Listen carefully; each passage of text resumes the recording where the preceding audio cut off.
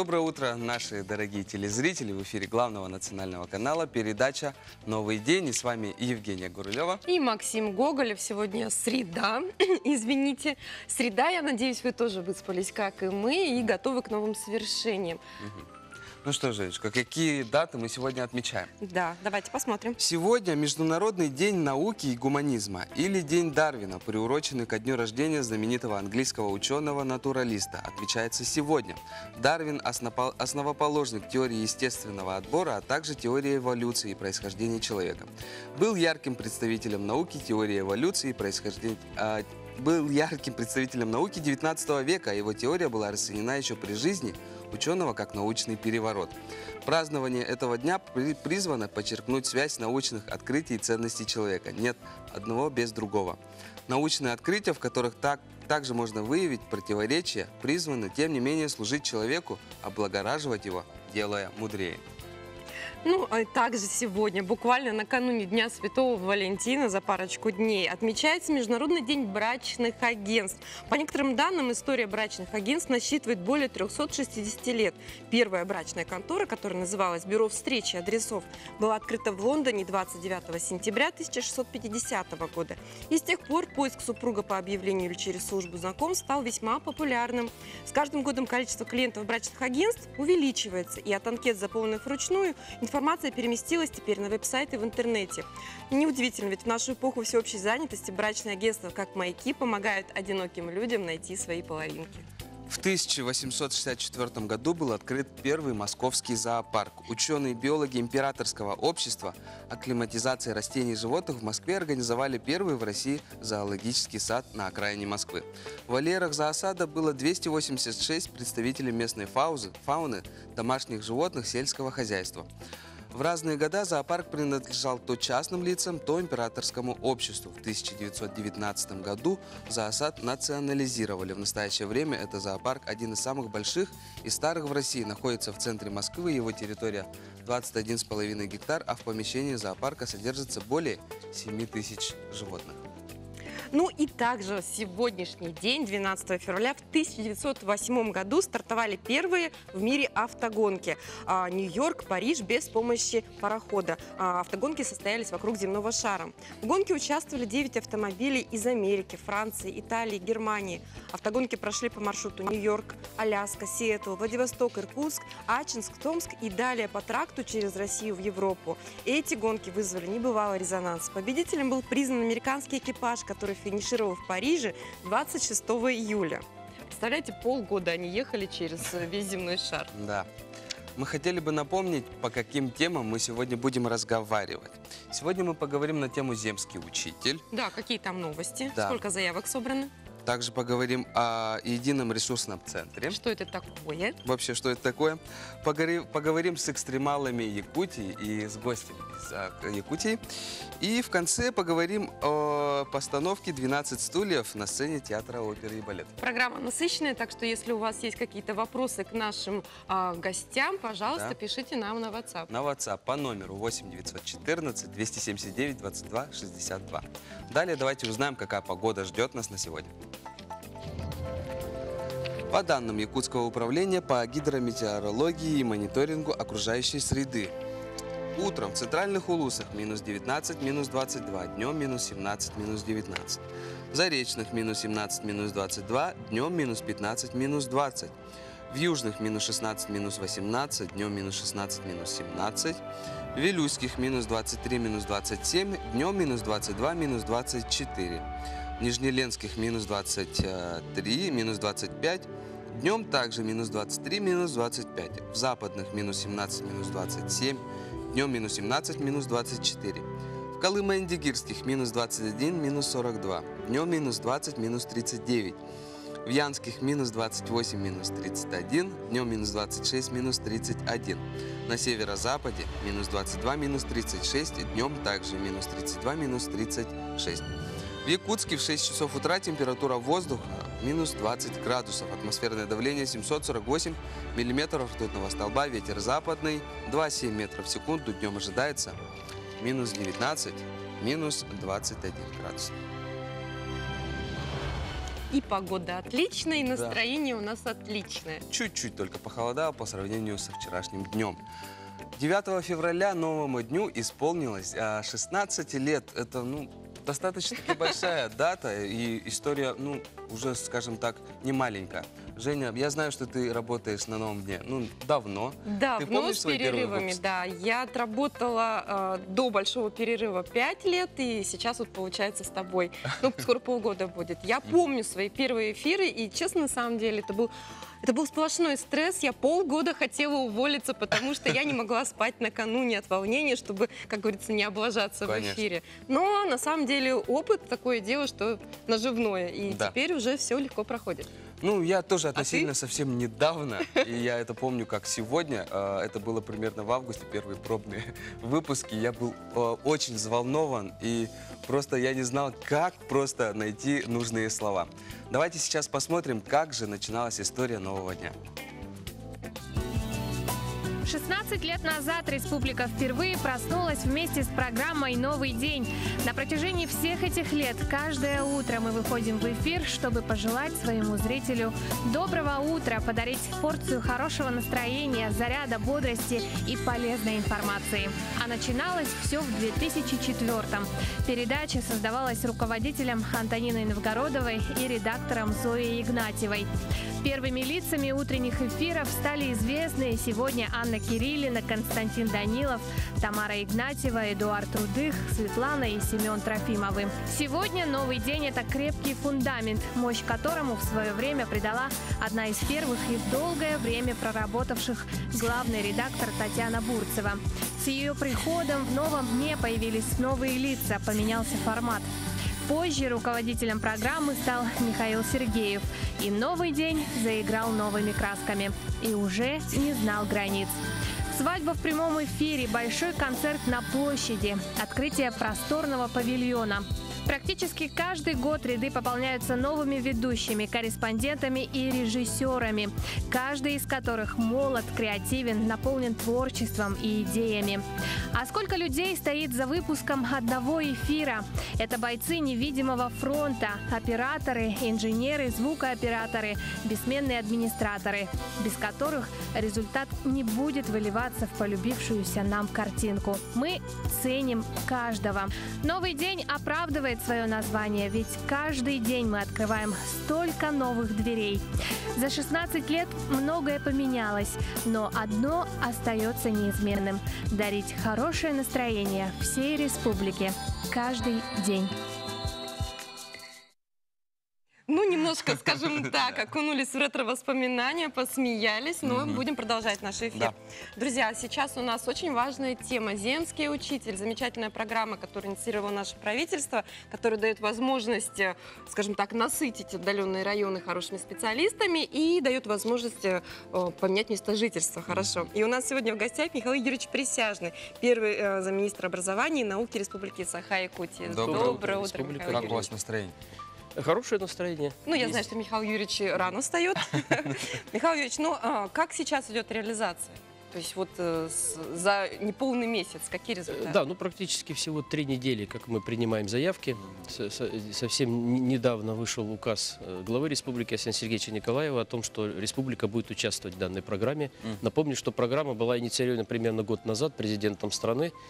Тогда в рамках своего послания собранию, федеральному собранию год назад, глава страны сказал о том, что, видимо, для поддержки наиболее трудных вакансий необходимо учредить особую программу с федерального уровня. Но это правильно, поскольку образование – это, собственно говоря, хотя и переданные полномочия, как мы говорим в нашем региональном министерстве образования и науки, тем не менее ответственность за создание условий для обучения детей – это все-таки конституционное право на получение образования. Программа в этом году в республике, вообще в Российской Федерации, получается, носит такой, можно сказать, пробный характер впервые. 19 вакансий в этом году. Заявлены на республику, да? От республики, мы бы хотели и больше. То есть, на том этапе, когда мы еще не знали, какая будет программа, то есть осенние наши, вся подготовительная работа, сентябрь, октябрь, ноябрь, мы долго, на самом деле, для себя вырабатывали принцип, как же выбрать эти вакансии. Конечно. То есть для участников все понятно. Участники, высшее или среднее профессиональное образование по профилю, до 55 лет включительно возраст, стаж 10 и более лет Ну, желательно. не только молодые специалисты. Нет. Ряд других показателей, в том числе, например, все-таки продолжительность работы на одном месте.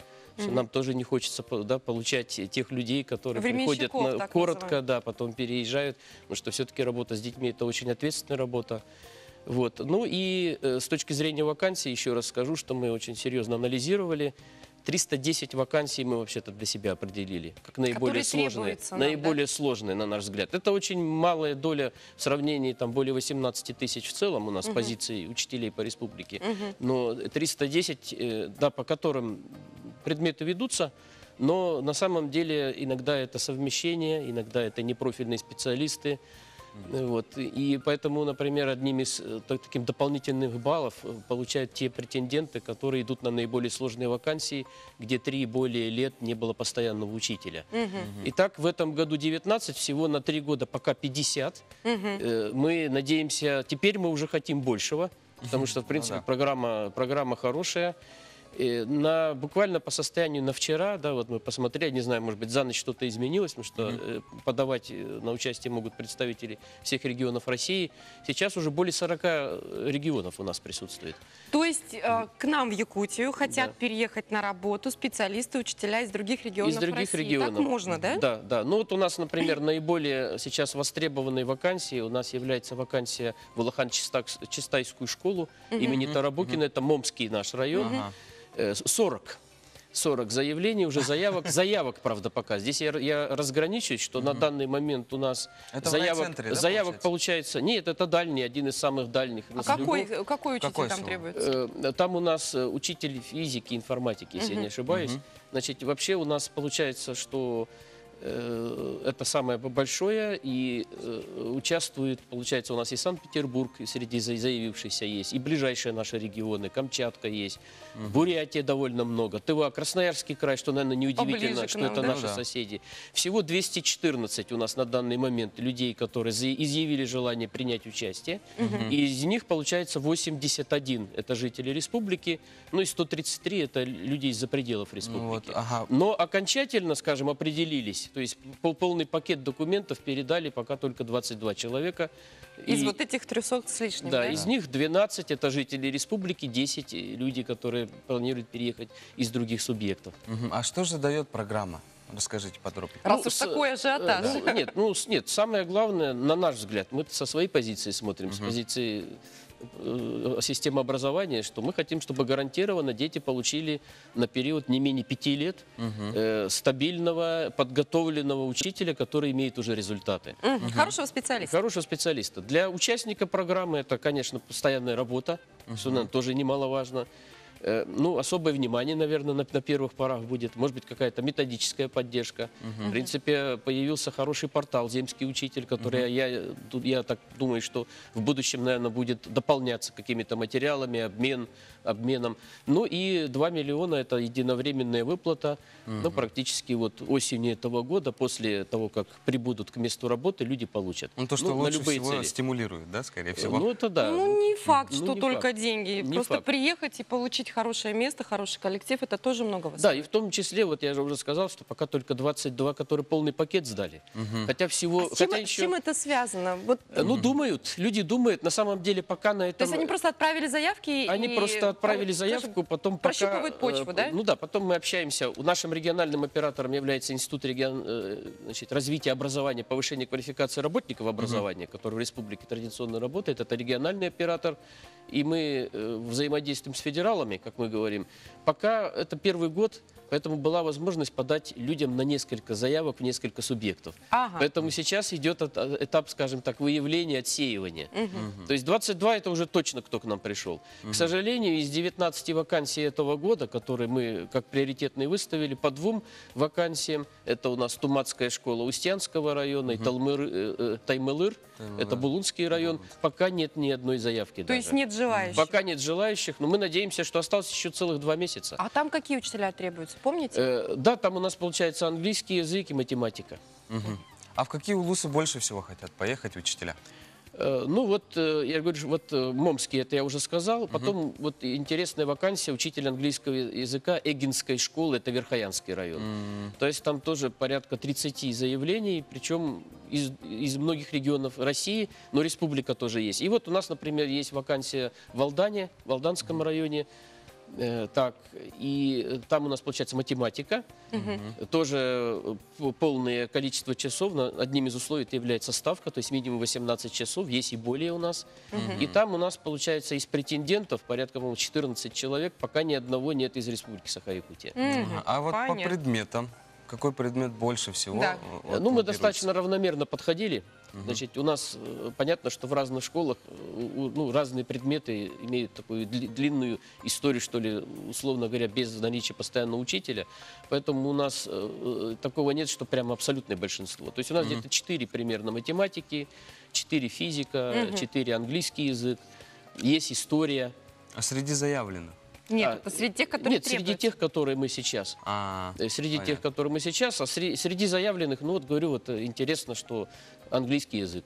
Много, да? То есть вот очень много. Кстати, для нас это, наверное, важно, потому что этот учебный год, 2019-2020, у нас, ну, как никогда, было довольно много вакансий именно по английскому языку в разных регионах республики.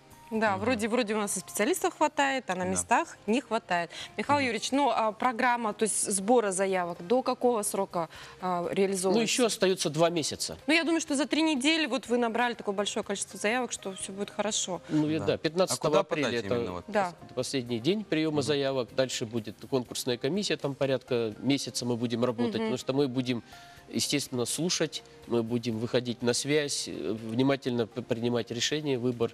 Ну и, конечно, вот, наверное, очень важно еще и послесловие. То есть вот сейчас у нас есть уже определенные предложения. Вот недавно глава республики Александр Сергеевич Николаев принимал участие в Госсовете, буквально на той неделе, 6 февраля, если я не ошибаюсь, который президент страны проводил, в том числе по подготовке кадров. Мы считаем, что для земского учителя нужно использовать и муниципальные программы. А вот куда именно обратиться? Очень просто. Значит, региональный оператор в республике, Институт развития образования и повышения квалификации работников образования, город Якутск, улица, проспект Ленина, 3, кабинет 201. И очень просто есть сайт zemteachi.edu.education.ru. Все То очень есть, да. просто. Спасибо большое, что вы к нам пришли в гости. Ну, мы надеемся, что те две информативно, вакансии будут покрыты. Мы в хотим течение. сильных, хороших учителей для наших детей. Спасибо, друзья. Спасибо. Ну а мы продолжаем наш эфир. И очень интересная тема. Сейчас все боятся заболеть ОРВИ, Конечно, гриппом, да. ангинами. А какие народные средства могут помочь вам избежать этих неприятностей? Что ж, в первую очередь, это, конечно же, витамин С. Аскорбиновая кислота или витамин С не вырабатывается в организме человека, и он не накапливается в нем, поэтому необходимо включать его в ежедневный рацион витамина С, содержащие продукты, а в период эпидемии гриппа употреблять их в больших количествах. Лауреат Нобелевской премии Лайнус Полинг утверждает, что для профилактики болезней и поддержки хорошего самочувствия необходимо 1000 мг витамина С в сутки. Или примерно 1 лимон или 1 киви. Также поможет промывание носа, полоскание зева. Считается, что регулярное промывание полости носа травяными или солевыми растворами помогает не только справиться с первыми симптомами болезни, но и является отличным методом профилактики. Если в горле запершило, поможет полоскание с фурацилином, отваром ромашки или йодосолевым раствором.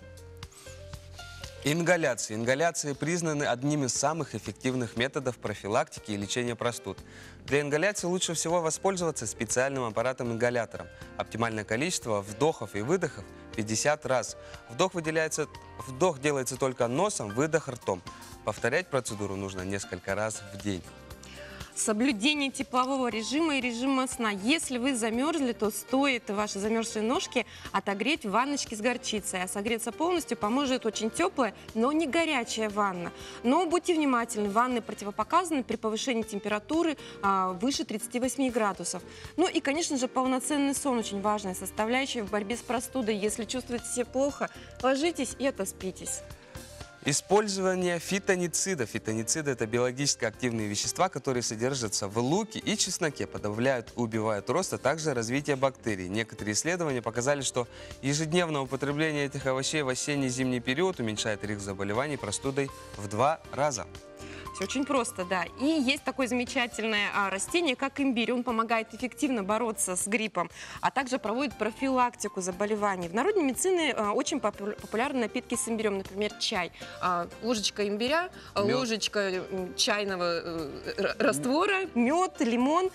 Все это укрепляет иммунную систему, Да. согревает и тонизирует, друзья. Мгм. Ну, а мы продолжаем, и у нас постоянная рубрика «Пусть мама придет». Артуру на днях исполнилось 5 лет, и несмотря на индивидуальные особенности развития, Артур очень подвижный, открытый и добрый мальчик. И, конечно же, мы очень надеемся, что Артур обретет свою судьбу и свою семью. Знакомьтесь, родные сестра Ангелина и брат Дима. Меня зовут Дима. Мне 14 лет. Это моя сестра Ангелина, ей 5 лет. Учусь я в 7 классе. Любимые предметы физра и технологии. Расскажи. Ну, сестра у меня ходит в садик. Хорошая, послушная. Любит дома помогать посуду мыть. Убирать. Полы мыть. Ну, это так. Убирали дома. Игрушки за собой убирали. Вы вместе играете с Димой? Да. Какие игры играете? Он меня на сейке катает, на ручках носит. Мы очень надеемся, что для Димы и Ангелины найдется семья.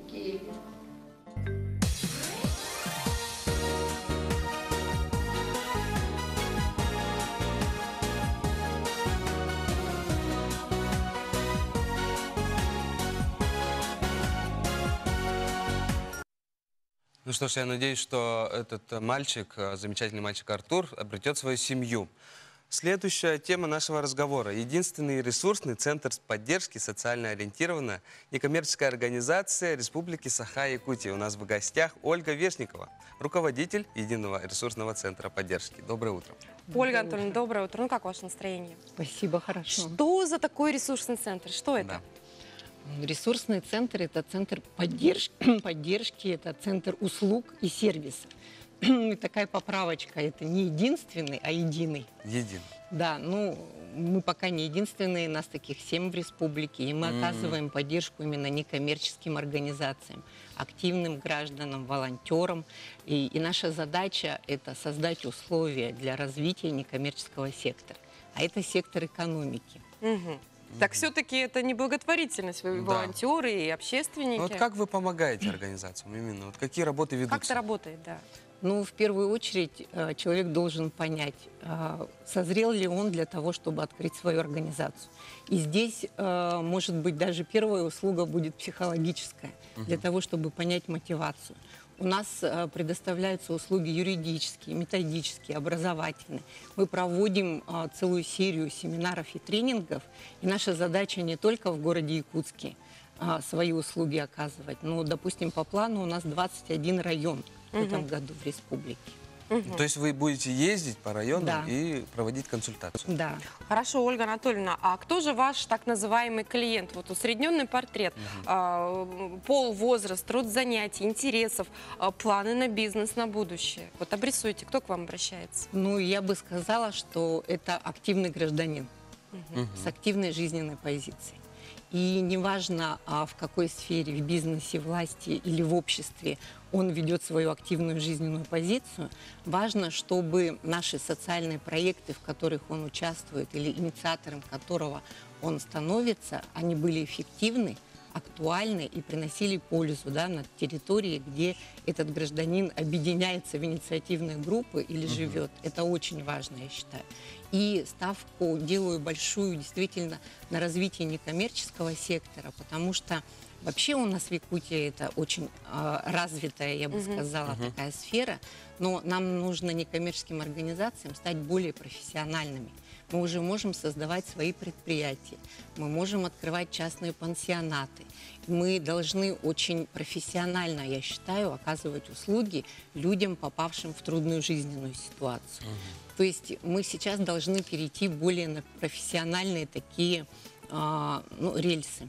Ну, хорошо. Ну вот. Получается, ваша помощь заключается в основном в юридическом плане или как?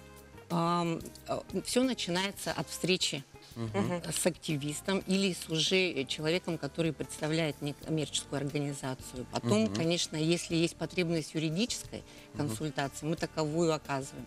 Но сейчас очень большой интерес именно к социальному проектированию. То есть мы должны повысить проектную культуру. У меня есть такой тезис, что социальный проект можно в одиночку разработать, но реализовать его в одиночку невозможно. То есть идея должна быть упакована, но Да. по реализации команда. могут возникнуть Именно проблемы. мы должны понимать логику проекта, мы должны понимать правила игры. И сейчас очень большой спектр грантооператоров и различная помощь на муниципальном, региональном и федеральном уровне. И мы должны ориентироваться вот во всем этом спектре помощи, поддержки, но в то же время быть самодостаточными и, как я уже сказала, такими А какие-нибудь полноценными. реализованные проекты, если вот навскидку вспомнить, расскажите телезрителям, что, каким проектом вы помогли, скажем так, внедриться в жизнь? Ну, сейчас наша задача, вот номер один, это Арктика, если честно. Я открываю секрет, и уже в понедельник мы вылетаем нашей группой в Анабарский район, Устьянский район. И наша задача вот как раз в арктических районах помочь не только некоммерческим организациям, там их, кстати, очень мало, менее 10% всех некоммерческих организаций сосредоточено на арктической территории. Поэтому наша задача помощь в создании, и именно проектов. А проекты в Арктике, они уникальны. Иногда даже у обычной средней школы может быть такой проект выхода из трудной жизненной ситуации через позитив, который достоин для некоммерческой организации и для тиражирования вообще на федеральном уровне. Но еще могу сказать, что наши некоммерческие организации уже, кроме проектов, разрабатывают новые технологии, практики и внедряют в свою работу. Например? Например, наш ресурсный центр, мы разработали технологию социального сопровождения граждан, нуждающихся в социальной поддержке. Это было только на примере Мадутского наследо-Намского района, совместно с Министерством труда, кстати, мы это сделали. И здесь я подчеркиваю, что очень важно налаживать социальное партнерство и связи с властью, обществом и с другими некоммерческими организациями. И эта технология в этом году будет внедрена в Оленёкском, Горном и Намском районах. Значит, она Значит, всё действительно работает. нужна. Да. Да, Ольга Анатольевна, смотрите, если я как гражданин, как горожанин с активной жизненной позицией, вот хочу на своей улице посадить деревья. Вот есть у меня эта идея. Это к вам или куда? Ну, во-первых, в городе Якутске у нас есть управы, у нас есть общественные советы. И хочу сказать, что в городе Якутске сосредоточено более 1100 некоммерческих организаций. Если вы придете к нам, то мы вас точно сориентируем, Куда точно идти, с кем дружить, да, и чтобы это было эффективно, чтобы вы не были одни, и чтобы это, конечно, согласовать уже с властями муниципальными, да, потому что мы иногда, нас немного заносит, общественников, мы хотим спасти мир в одиночку, желательно очень быстро. А я за системную и такую многоплановую, и может, секторальную такую работу, деятельность и активность. Это всегда приносит очень положительные плоды. Ну, спасибо, что нам рассказали. Теперь я знаю, куда идти самой, допустим, или куда отправить своих знакомых, чтобы они заручились поддержкой и какими-то связями. Ну, чтобы реализовать свою светлую идею, да? Да, друзья. Ну, а мы сейчас ненадолго прощаемся, прерываемся на небольшую паузу. Но Не очень коротенько. переключайтесь. Дальше будет также интересно.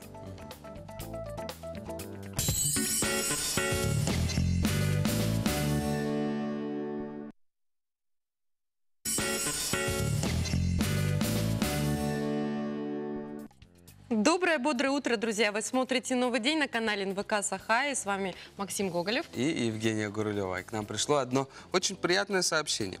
Дорогую сестренку Ольгу Пантелеймоновну Маркову поздравляем с Днем Ангела. Желаем всего прекрасного, светлого. Будь счастлива.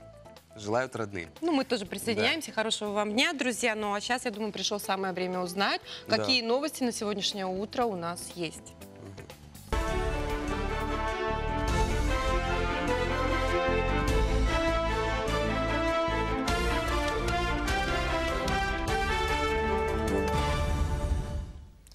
Здравствуйте. В прямом эфире новости. В студии Андрей Погорелов с информацией к началу дня.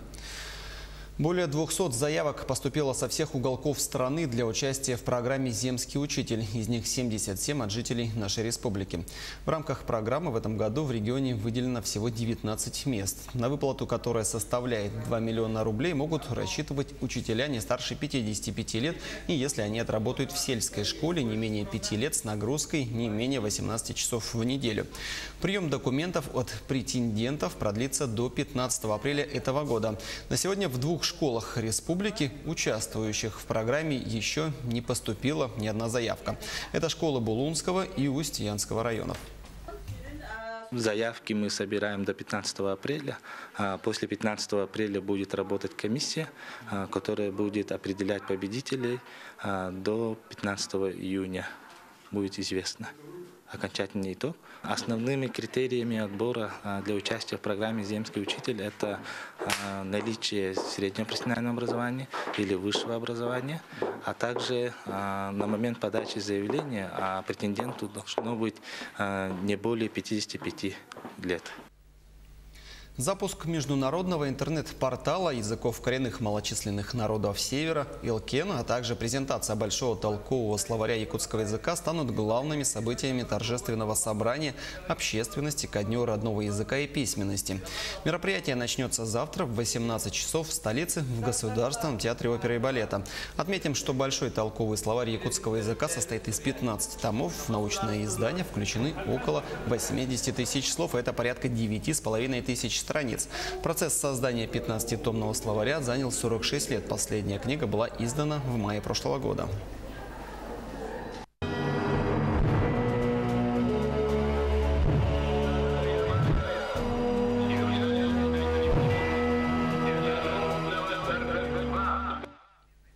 Сказание о земле Хангаласской. Музейный проект под таким названием стартовал в городе Покровске, посвященный 75-летию Великой Победы и столетию образования Якутской ССР. Мероприятие продлятся до 2022 года. За это время все 18 наследников районов в формате музейной экспозиции должны продемонстрировать свои историко-культурное наследие. Первыми свою экспозицию представили жители второго Жемкунского наследия. В качестве экспонатов в Краеведческом музее имени Гаврила Ксенофонтова были выставлены древние орудия труда, найденные в окрестностях села Кирдем, национальные одежды и убранство, потрепанные временем фотографии односельчан. Но самым ценным экспонатом по праву можно считать древний амулет шамана, который был найден детьми в 1997 году и передан в местный музей. Именно нагрудной амулет шамана. Он это носил, когда делал камлание. Ага. Тут изображен, если посмотреть, голова медведя, крылья орла. Можно увидеть это быка, нос быка большой такой. И как-то смотреть, если хорошенько смотреть, женщины, туловище женщины до пояса Тем временем в Амге прошла презентация книги Прасковья Ивановна Емельянова. Собравшиеся вспоминали яркую неповторимую жизнь талантливого руководителя, мудрого наставника и истинного патриота своей родины. История Амгинского района последнюю четверть века тесно связана с именем Прасковьи Емельяновой. Со дня назначения ее заместителем главы Бетенского наследия в 1994 году до избрания председателем районного совета депутатов под ее руководством в свет вышли почти 300 книг. Также она курировала разработку новых муниципальных программ в области здравоохранения, образования, культуры, молодежной политики и общественного правопорядка. Амгинский улус – это сильные кадры именно по социальной политике. И я потом уже, после истечения определенного времени, человек понимает, что именно 15 лет работы, опыт работы в социальной политике – это, конечно же, колоссальный опыт. И благодаря этому кадры решают все. И благодаря Прасковье Ивановне, конечно же, Амгинский улус всегда был одним из таких сильных по социальной политике. Впереди еще очень много важной информации. Не переключайтесь.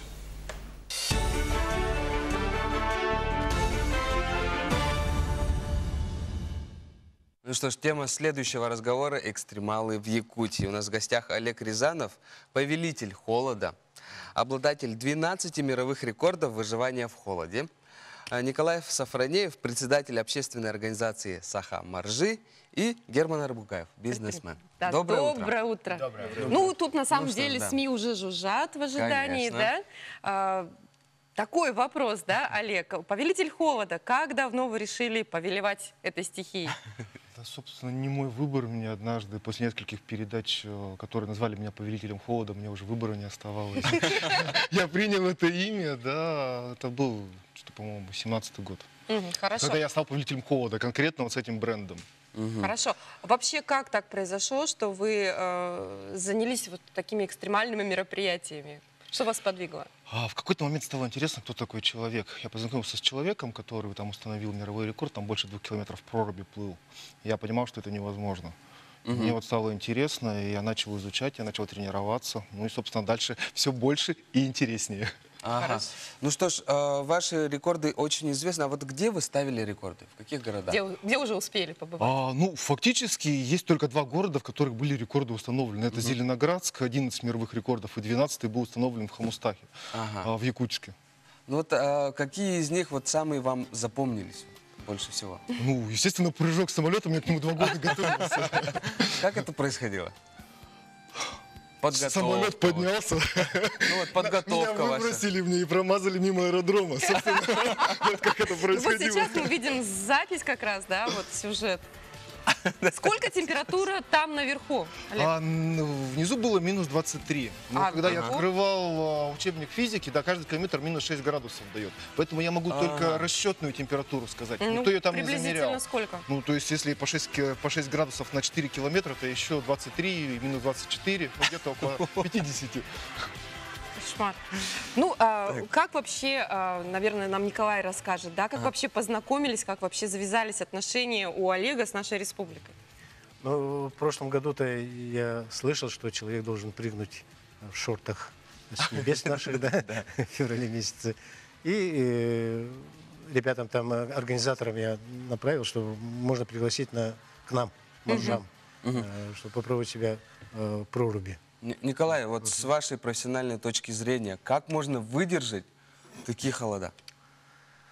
Ну, каждый человек как бы представляет индивидуум. Каждый предел шоковой боли, там вот это есть индивидуальный подход. Свои возможности у каждого, да? Да, свои возможности у каждого свои. Поэтому человек должен знать свои возможности. Олег, соответственно, работать. Что вы думаете, да, вот, где ваши мысли обитают, когда вот, непосредственно вы занимаетесь... Постановкой какого-то результата. Вы здесь сейчас или вы немножко в трансе? Потому что мне кажется, что нужно немножко абстрагироваться. Ну, конечно, да.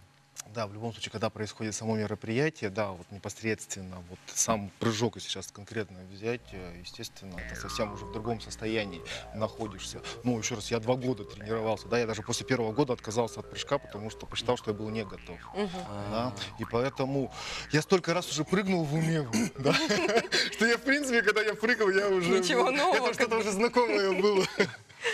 Герман, как вы познакомились с Олегом? Да, и какая у вас программа с Олегом совместная? Вот в этом году у нас был проект «Покорители, искатели холода». Мы выезжали в Верхоянск, в Ваймикон, я верхоянскую группу возглавлял. Ну, как-то с холодом тоже как-то в эту тему включился. И, собственно, на конференции «Якутск-Арктика» я познакомился с Николаем Николаевичем. Ну и, собственно говоря, Николай Николаевич говорит, вот приезжает Олег Рязанов, прилетает. Как вот, давайте мы, может, встретимся, познакомимся. Я с удовольствием эту инициативу тоже подключился. И, собственно, вчера встретил Олега. И мы вчера уже на собаках прогнали. Вот он свои тренировки, да, неожиданные. А давайте-ка посмотрим, можете ли вы, да? Да, и, значит, у нас еще тут есть план. Сегодня, ну, вот, хотим, чтобы закопать снег, и чтобы олень, значит, его это раскопал. Да, я же ведь не просто путешествую, я страну показываю, да, и другим жителям, ведь мало кто знает про Якутию. Да. Я впервые, там, прошлый год был там на Ленских столбах, меня это впечатлило, да, поэтому вот никто ведь об этом не знает. И вот я какими-то вещами, даже тренировками, я просто показываю страну. То есть вас закопают в снег? Олень меня откопает. Олень согласен? А мы Правильно поведет? специально не кормим. Мы его сегодня не будем кормить, и ягелем присыпем его так сверху, снег. И он должен это, по логике, значит, голодный олень должен это... Так, Ну, не знаю, что получится, но попробуем. Как раз и снег он привез такой пушистый вчера. Когда прилетел, снег такой шел. Вроде бы у нас потеплело, Олег. Когда это должно произойти? Ну, мы планируем сегодня Как сделать. сейчас? Сегодня? Да, Вот сегодня. буквально с утра, да, Где? после нас На пойдет. Чучур-Муране будем. Хорошо, Николай, но я думаю, что вы нам расскажете про вот это вот нашумейшее действо, которое ожидается 14 февраля, да? 14 февраля в час дня приглашаем. Будет в Ледовом парке, в Ледовом городке на 10-м микрорайоне. Там есть сердце. Фигура Да, в форме фигура сердца, сердца, да? там с выемкой. И вот туда будет ложиться наш гость, и мы будем его закапывать снегом со льдом. Ну, как вода со снегом. Ага, с водой, да? Так, И он сколько там будет минут замораживаться. планируете или как пойдет? Нет, есть четко определенное время, которое должно быть выдержано 12 минут 52 секунды, да, то есть лед примерно сформируется, ну, если там минус 30 обещают, где-то в течение 2 минут будет лед сформирован, вот, ну, то есть подо льдом, получается, я буду вот 12 минут с И лишним. самое, на самом деле, Максим, что меня вчера поразило, когда я информацию изучала, и стало немножко страшно, вы же с головой погрузитесь. Конечно, я дышать не буду. А как вы столько минут не будете дышать? Как это возможно? Да все, что я делаю в данный момент, ну, в принципе, невозможно, да, вот 22 декабря меня на 13 часов в снег закопали, без одежды, да, это же тоже невозможно. Но я оттуда вышел, у меня, да, то есть вот 19 января у меня, то есть в кипящем котле был 7 минут, да, это же тоже невозможно. Сейчас же 3-е испытание из 4. Это ваши уникальные возможности или это, скажем так, результат вот Нет, экстремальных это тренировок? способен любой человек на самом деле, и у меня сейчас нет особо холодовой адаптации. Я работаю с энергией подсознанием. Ну хорошо, вот я думаю, что если кто-то хочет убедиться, что это возможно, нужно приходить 14 на 202. Да. Удачи вам! Приглашаем всех, будет надпись «Якутия из людей» выложена, поэтому всех, пожалуйста, приходите. Не ошибетесь, подходите. Надо, чтобы количество людей было побольше. Ну, А что ж, прямо мы- очень интересные события. Кому интересно, тот отправится. Друзья, ну а вы не Не переключайтесь, переключайтесь. мы скоро вернемся.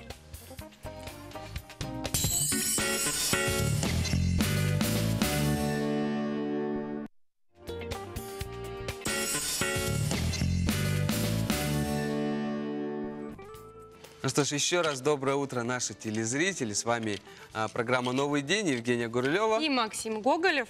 И я думаю, что сейчас те из вас, кто находится в поиске работы, хочет что-то в своей жизни изменить или улучшить доходы, должны очень внимательно посмотреть на экран. Сейчас мы поделимся новостями от биржи труда. Итак, внимание, какие же вакансии у нас есть на сегодняшний день?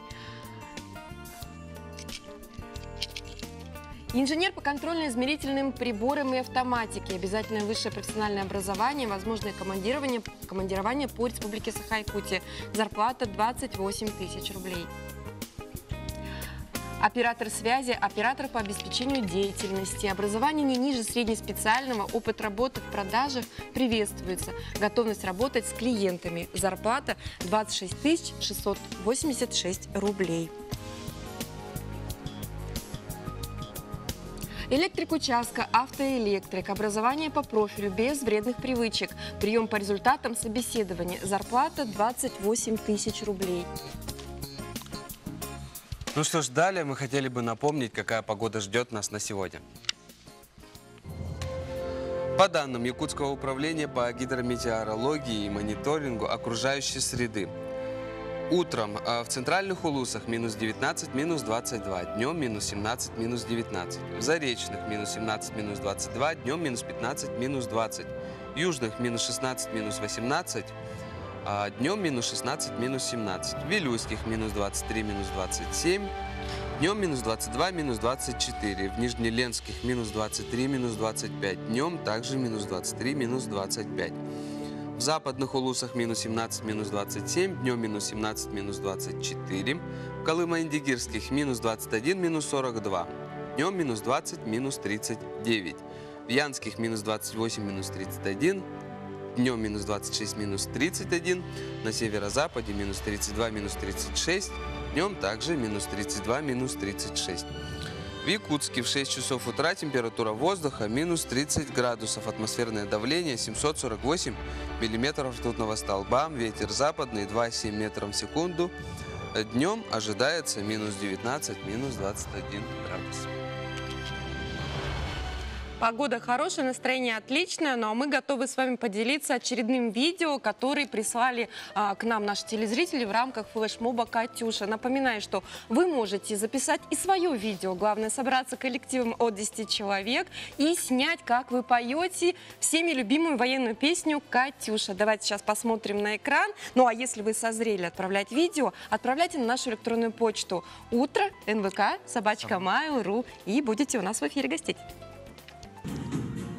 Расцветали яблони и груши, поплыли туманы над рекой. Выходила на берег Катюша, на высокий берег, на крутой.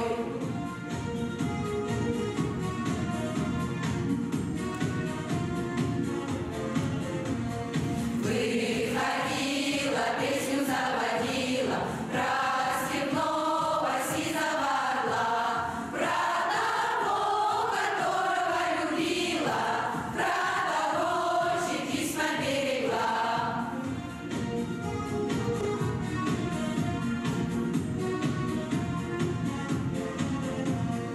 Ой, ты песня, песенка девичья, ты лети за ясным солнцем свет, и бойцу на дальнем пограничье от Катюши передай привет.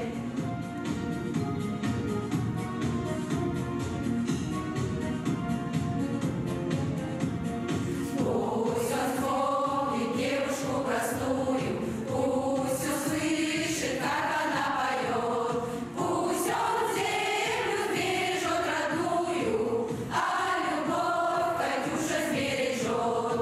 Пусть он землю бережет родную, а любовь Катюша сбережет. Расцветали яблони и груши, поплыли туманы над рекой. Выходила на берег Катюша, на высокий берег, на крутой. Выходила на берег Катюша, на высокий берег, на крутой. Ну что ж, такие песни Катюши. У нас еще одно сообщение обязательно нужно прочесть. Здравствуйте, новый день. Мы хотим сегодня поздравить нашу маленькую племянницу Сияночку с днем рождения. Будь всегда такой красивой, принцессой и умницей на радость всем. С наилучшими пожеланиями, Ира, Айсен, Олеся. Ну, я тоже присоединяюсь, да, пусть у маленькой да, мы девочки будет присоединяемся. хорошее настроение, друзья. Ну, а мы продолжаем наш эфир. Что больше всего ты любишь в форме проведения досуга? Театры любишь посещать? Конечно, естественно. Ну, тогда тебе будет особенно интересно наш сегодняшний гость. У нас гостит Сергей Сергеевич Юнганс, директор театра оперы и балета имени Сивцева с Воронова-Малона. И поговорим мы о приближающейся премьере балета «12 стульев». Да. Сергей Сергеевич, ну, когда будет премьера? Что это будет? Премьера балета «12 стульев» состоится 25, 28, 29 марта в Театре оперы и балета. Вчера мы запустили квест. Квест называется «Найди 12 стульев». И в 12 локациях нашего города на протяжении этих 1,5 месяцев перед премьерой мы будем прятать флаеры, сфотографировав которые и поделившись им в сети Instagram, можно будет получить бесплатный билет. И я думаю, что человек, который найдет этот флаер, который поучаствует в этом кейсе, почувствует себя немного Остапом Бендером, который искал эти стулья. Да. И мне кажется, вот это вот такое интересное вовлечение сегодня зрителя в участие в спектакле, который будет только в марте, уже, наверное, подогреет интерес и вызовет особые эмоции у того зрителя, который придет на наш спектакль. Сергей Сергеевич, сколько этих флаеров? У меня вот, ну, у нас, конечно, диванчик, но где их можно искать? Теоретически, вдруг подскажете? Теоретически, так может быть и даже в НВК «Саха». Но я думаю, что об этом мы узнаем несколько позже из нашего аккаунта в Инстаграм. Но сегодня мы спрятали наш первый билет, наш первый флаер в Государственной филармонии. которой сегодня вечером состоится концерт. Но мне кажется, что, с одной стороны, конечно, для нас это и новая аудитория, потому что это такое смежное учреждение культуры, которое тоже занимается музыкальным искусством. А с другой стороны, мы понимаем, что такие рода коллаборации дают возможность нам рассказать и о других культурных событиях в других учреждениях. С одной стороны, а с другой стороны, сделать это действо интересно всем людям. Современным. Ну что ж, расскажите про непосредственно постановку «12 стульев». Как готовились? Эксцентричный балет, я слышала. Чем он будет эксцентричен? Эксцентрический балет «12 стульев» — это то произведение, которое хрестоматийно, которое вы знаете из детства. Это Остап Бендер, Киса Воробьянинов. Это та история, которую написал Ильф Петров, которую мы все читали в школе. Известно это все большому количеству людей, и, я думаю, всем поколениям. И интересно это будет всем поколениям. Мы на эту постановку позвали 6 постановщиков из Беларуси, из города Минска, что в какой-то степени тоже ново для нас, потому что тот почерк, белорусский почерк, который мы сможем увидеть на нашей сцене, даст нашим артистам, нашему оркестру, нашим службам, цехам, ну, какую-то такую интересную... Новую волну, новое дыхание. Да, новую волну, новое дыхание, потому что можно приглашать людей на мастер-классы, можно пригласить постановщиков на спектакли, и тем самым предложить нашим сотрудникам на какое-то время, на 2-2,5 месяца постановки, погрузиться вот в какую-то абсолютно, наверное, непривычную для них стилистику производства декораций, постановки спектакля, работы со светом. И это все, конечно, для нас очень-очень положительно. Вот сейчас мы как раз видим на экране, да, на студийном, эскизы, я так понимаю, костюмов. Что это вот за люди присутствуют на экране, вы видите, да? Ну, сейчас на экране вы видите Дмитрия Якубовича, это главный балетмейстер и один из руководителей театра «Территория мюзикла» из города Минск. Сейчас на экране Валерий Аргунов, исполнитель партии Остапа Бендера. У нас 2 Остапа Бендера. Это всем вам известный Сарел Афанасьев, премьер нашего театра, и восходящая звезда нашего балета Валерий Аргунов. В партии Кисы Воробьянинова будут исполнять Павел Необутов и Тимофей Федотов. А вот наши артисты, насколько они готовы к этой постановке? Да. Насколько они погрузились я в считаю, другую? что наша балетная труппа, она на очень высоком уровне сегодня, потому что все наши артисты балета — это выпускники нашей местной хореографической школы, и это уникально, когда в одном театре мы имеем вот такую труппу, у которой единый почерк, единая лексика, которые учились у одних педагогов, и все они одна семья. И, буквально единый организм. Да, и я думаю, что они очень понимают друг друга, и они очень открыто относятся ко всему новому, и я думаю, что сегодня для них это что-то интересное и возможность овладеть другой новой лексикой. И ноу-хау этого спектакля — это то, что в этом спектакле, кроме балетмейстера-постановщика, есть еще и режиссер-постановщик. И кроме лексики пластической происходит работа над образом и происходит работа над внутренней линией, что для балета не всегда свойственно. Как это будет выглядеть на сцене из зрительного зала? Что мы увидим? Герои что будут делать?